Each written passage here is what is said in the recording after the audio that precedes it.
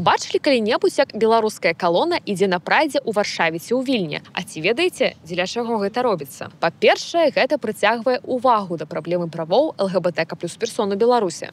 Калі беларусы выходзяць на замежныя прайды, яны паказваюць міжнароднай супольнасці, што ЛГБТК+ людзі ў Беларусі існуюць ды змагаюцца за свае правы. Гэта дапамагае трымаць Беларусь у полі зроку сусветнай супольнасці.